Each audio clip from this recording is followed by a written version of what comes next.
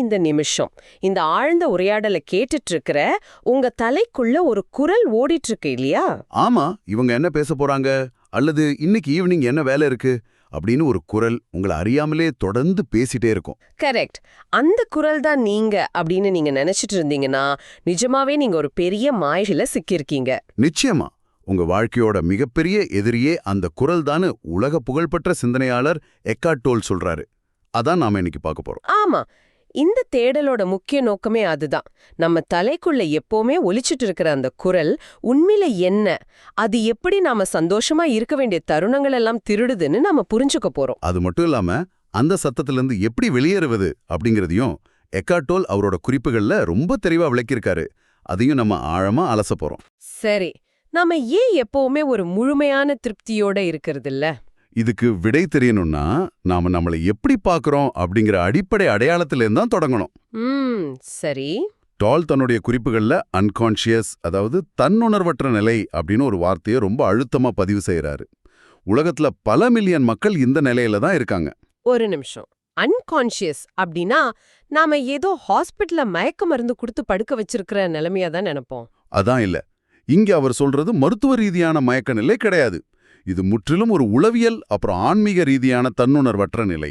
ஓ, அதாவது நம்ம முழிச்சிட்டு இருக்கும் போதே நடக்கிற ஒரு விஷயமா இது?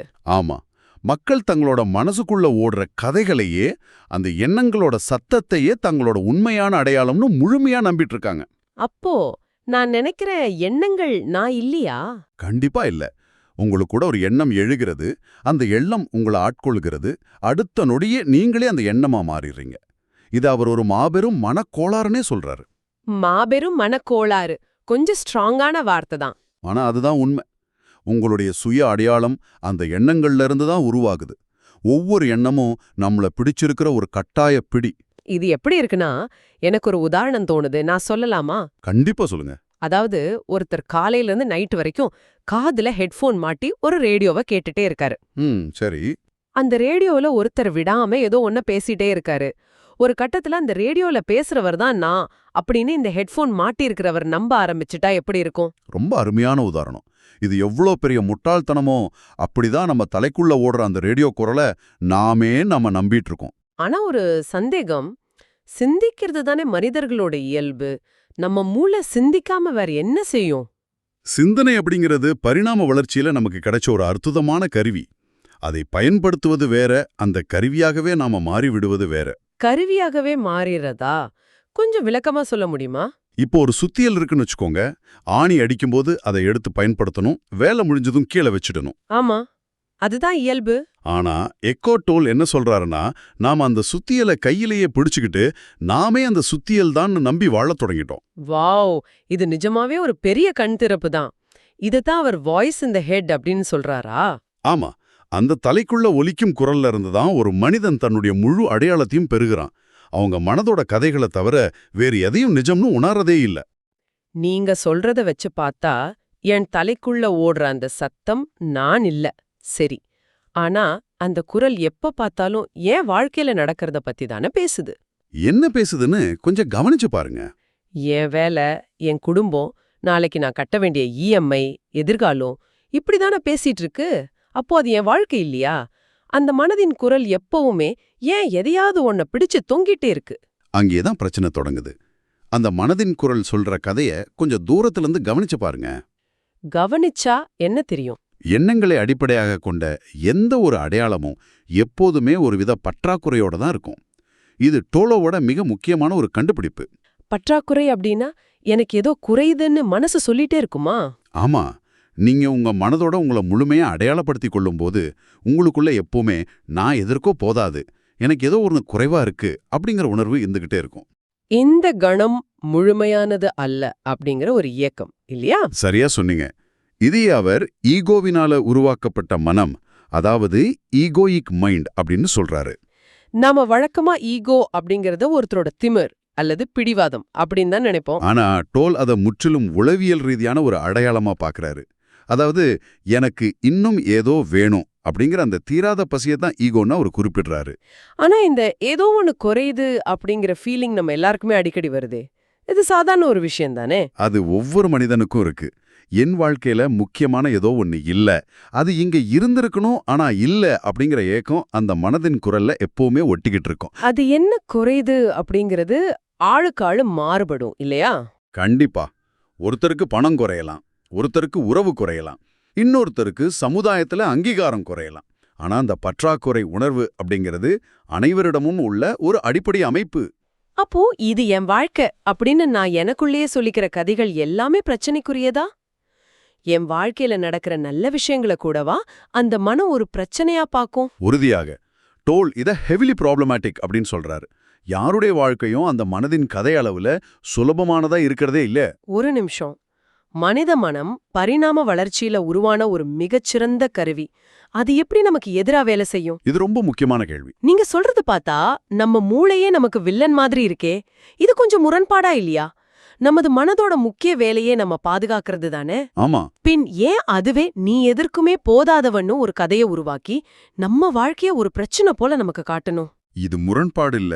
இதுதான் பரிணாம வளர்ச்சியோட உண்மையான விளைவு. மனம் அப்படிங்கிறது உண்மையில ஒரு சர்வைவல் மெக்கானிசம், அதாவது உயிர் வாழும் கருவி. ஓ, அந்த காலத்துல காடுகள்ல வாழ்ந்தப்ப பயன்பட்டது போலவா? சரியா சொன்னீங்க.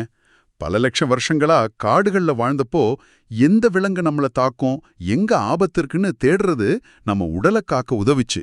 அப்போ நம்ம மூளை எப்பவுமே ஆபத்துக்கட ஸ்கேன் செய்துகிட்டே இருக்கும்படிதான் வடிவமைக்கப்பட்டிருக்கா? ஆமா, ஆனா இன்னைக்கு நவீன உலகத்துல நமக்கு அந்த உடல் ரீதியான ஆபத்துக்கள் பெருசா இல்ல.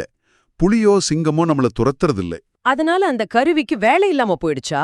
வேலை இல்லாம போயிடுமோன்ற பயத்துல அது நமது உளவியல் ரீதியான சுயத்தை காக்க போராடுது. அடடே, இது ரொம்ப இன்ட்ரெஸ்டிங்கா இருக்கே. ஆமா, இந்த ஈகோ தன் அடையாளத்தை உயிர்ப்புடன் வச்சிருக்க அதுக்கு பிரச்சனைகளும் பற்றாக்குறைகளும் தேவையா இருக்கு. பிரச்சனைகள் இல்லை என்றால் ஈகோவிற்கு வேலை இல்ல, அது செத்துவிடும். ஆமா, நிஜமாவே. நேத்து டிராஃபிக்ல ஒருத்தர் தப்பா ஓவர்டேக் பண்ணிட்டு ஹார்ன் அடிச்சத நினைச்சு ராத்திரி தூங்கும்போது கூட மனசு சத்தம் போடும். என்னன்னு சத்தம் போடும்? அவனை வண்டியை விட்டு இறங்கி இப்படி திட்டி இருக்கலாமோ, அவன் எப்படி அப்படி செய்யலாம்னு மனசு ஓவர் டைம் பார்த்துட்டு இருக்கும். அதான் ஈகோ. ஆபீஸ்ல வாங்கின பாராட்ட பத்தி அது பெருசா யோசிக்காது. ஆமா, ஆனா டிராஃபிக்ல நடந்த அந்த 5 செகண்ட் சண்டைய நைட்டு முழுக்க ஓட்டிட்டு இருக்கு. இதுக்கு காரணம் அந்த ஈகோ தனக்கான வேலையை தேடிக்கிறது தானா? அதேதான் எக்கார்ட் டோலும் குறிப்பிடுறாரு. இத புரிஞ்சுக்க அவர் ஒரு மிக அழகான ஒப்பீட்டை முன்வைக்கிறாரு.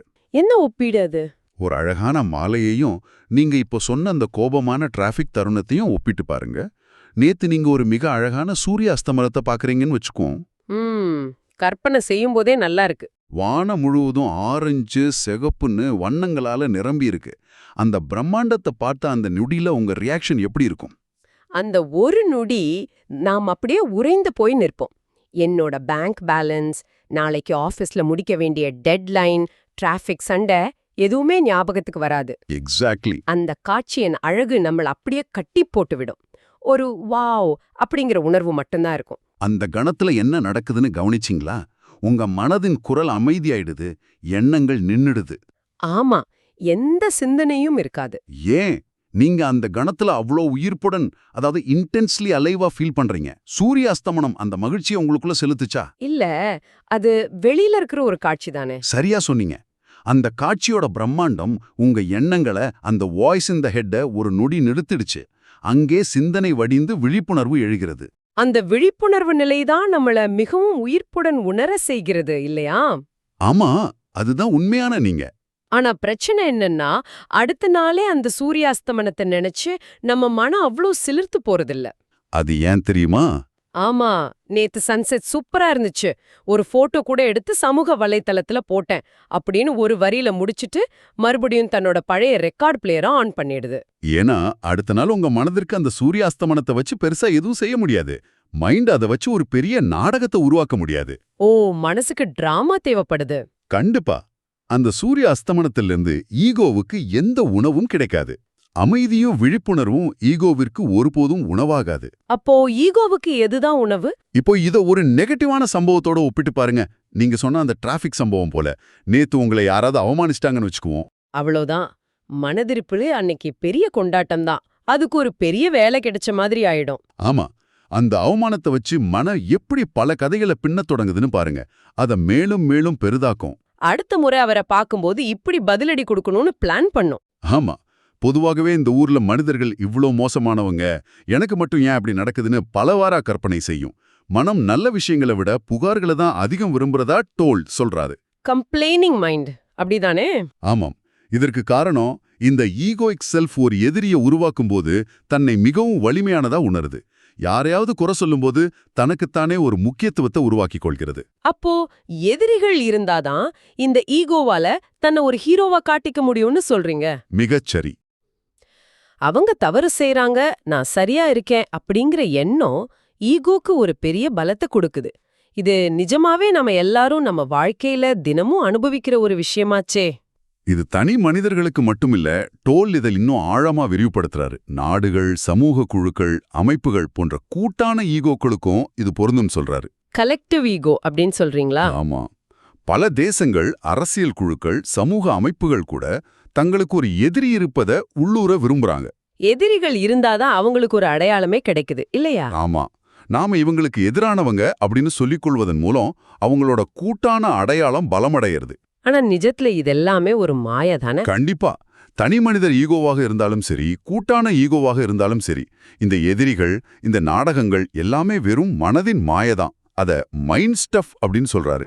இங்கதான் விஷயம் ரொம்ப சுவாரஸ்யமா மாறுது. மனதிற்கு அமைதியான விஷயங்களை விட நாடகத்தனமான விஷயங்கள் தான் ரொம்ப பிடிக்குது. உண்மைதான். சூரிய அஸ்தமனம் மனதிற்கு லீவ் கொடுத்துடுது, ஆனா ஒரு சின்ன சண்டை மனதிற்கு ஓவர் டைம் டியூட்டி கொடுக்குது. ரொம்ப அருமையா சொன்னீங்க. மனது எப்பொழுதும் பிஸியா இருக்க விரும்புறதானதான் அது சூரியாஸ்தமனத்தை மறந்துட்டு சண்டைகளையும் புகார்களையும் மூட்டை கட்டி சுமந்துகிட்டு தெரியுது. நாம எந்த அளவுக்கு அந்த கதைகளை நம்புறோமோ அந்த அளவுக்கு நம்ம நிம்மதியா நாமளே அழிச்சுக்கிறோம். அதுதான் இந்த மொத்த உரையாடலோட சாராம்சமும்.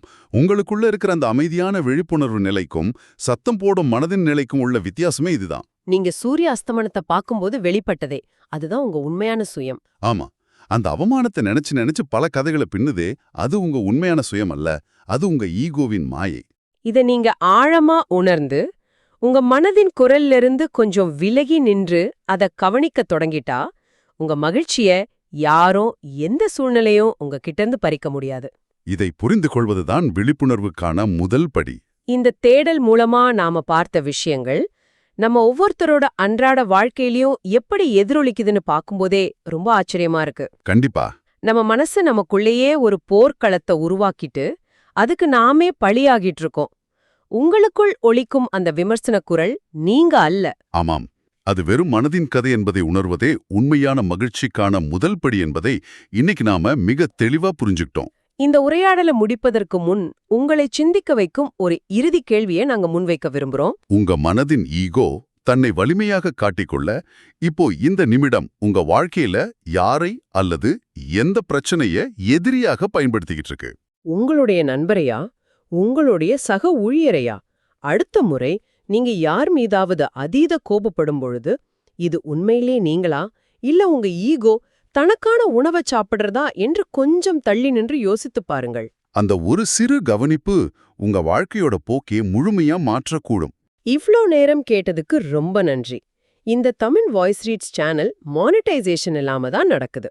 இந்த ஆடியோ புத்தகம் உங்களுக்கு பயன் தருதென்று நினைத்தால் இந்த முயற்சி தொடர்ந்து போக உங்க ஆதரவு மிகவும் உதவும். என்னுடைய இந்த முயற்சிக்கு நன்கொடை அளிக்க விருப்பம் இருந்தால் டிஸ்கிரிப்ஷன்ல கொடுக்கப்பட்டுள்ள UPI ID மூலம் வழங்கலாம். உங்களால் முடிந்த அளவு போதும். சிறிய ஆதரவும் பெரிய உதவிதான். இந்த வீடியோ உங்களுக்கு பயனுள்ளதாக இருந்தால் சப்ஸ்கிரைப் பண்ணுங்க. மற்றவர்களுக்கும் பகிர்ந்து கொள்ளுங்கள். இந்த கருத்துக்கள் அவர்களுக்கும் தேவையாக இருக்கலாம். லைக் பண்ணுங்க. உங்க கருத்துக்களை கமெண்ட்ல பகிருங்கள். மனப்பூர்வமான நன்றி. நன்றி.